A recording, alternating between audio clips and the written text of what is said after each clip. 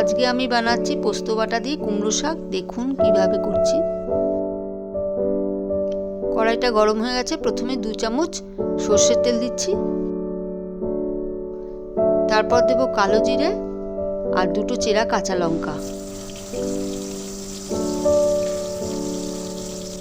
কেটে রাখা বেগুন ও আলুগুলোকে দিয়ে ভালো করে নাড়াচাড়া করে ভেজে নিতে হবে।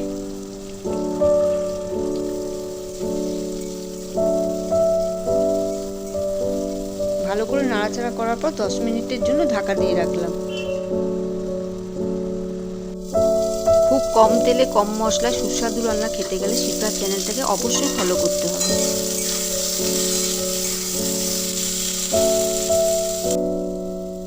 ঢাকাটা খোলার পর 2 চামচ হলুদ, আন্দাজ মতো নুন দিয়ে আবার একটু নাড়াচাড়া করে শাকগুলো দিয়ে দেব।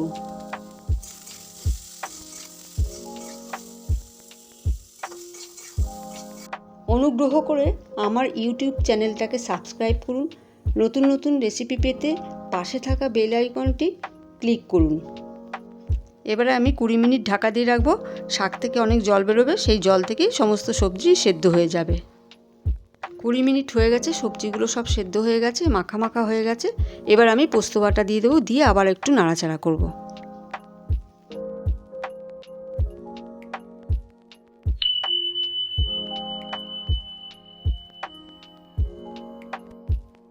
আবারও 10 মিনিটের জন্য ঢেকে রাখছি। পোস্ত বাটা দিয়ে কুমড়ো শাক আমার তৈরি হয়ে গেছে। আপনারাও বাড়িতে এইভাবে বানিয়ে খাবেন, খেয়ে অবশ্যই জানাবেন।